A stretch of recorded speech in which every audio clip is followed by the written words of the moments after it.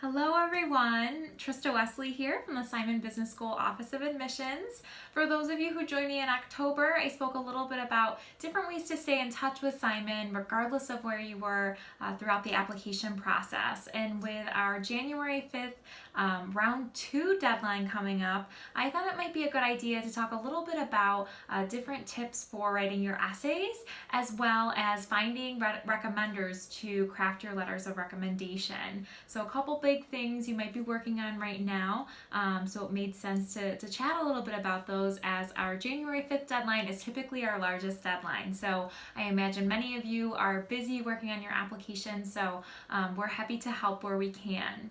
So first I wanted to chat a little bit about essays. Here at Simon we have two different essays. We have one which focuses on your goals, and the second is an interesting fact. So first and foremost, I want to encourage everyone to proofread your essays. There's nothing worse than the admissions committee reviewing your essays and they're filled with lots of mechanical and grammatical errors, and it's clear that you didn't take a second and take a fresh pair of eyes to review your essays. So I want to go ahead and remind everyone to spend valuable, adequate time on your essays, because they are important and they're a reflection of who you are and your professionalism. So take that into consideration as you're crafting those. You might want to consider asking a friend to read your essay. Have them read it without giving them the prompt, and then see if they can guess what the prompt was. That helps you to be sure that you've answered our question thoroughly and clearly. Most importantly, be professional. Like I said, we do ask you for an interesting fact. We'd like to learn something about you, and we get a lot of questions about that. This can be anything from a hobby of yours or an interest of yours. It's entirely up to you, but this is just a short, interesting fact about yourself, but it's important to keep it professional.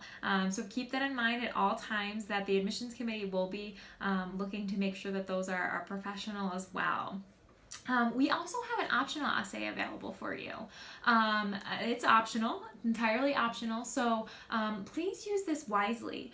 If you don't feel the need to use the optional essay, you don't feel that there's anything in your application that you really need to provide further information for, then feel free to not use the optional essay. However, if you're someone who maybe had a rough semester, or maybe freshman year wasn't so good to you, maybe you had extenuating family circumstances, whatever that may be, go ahead and use your optional essay to explain that to us. We would so much rather have that information than have to guess as to what may have happened. So you don't want the admissions committee to make any assumptions, so go ahead and use your optional essay for something like that.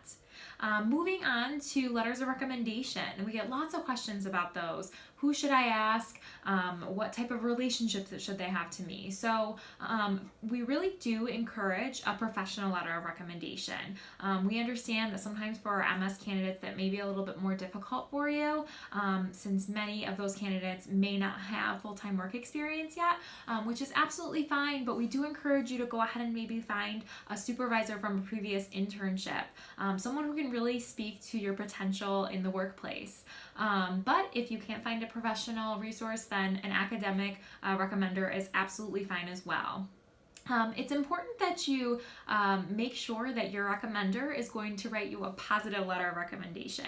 And I know that sounds silly and crazy, but you would be surprised how many letters we see sometimes from someone who may not have been the best person for to write that letter of recommendation for someone. So make sure that this person is going to write you a positive letter of recommendation, and give them a solid 6 to 8 weeks to do that.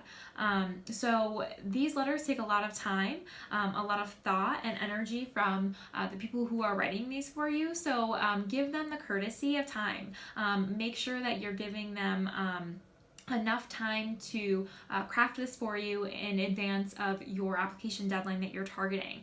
So if you're a January 5th applicant, you're targeting that date, then hopefully you've already asked your recommender, and if you haven't, it's a good idea to ask them very, very soon.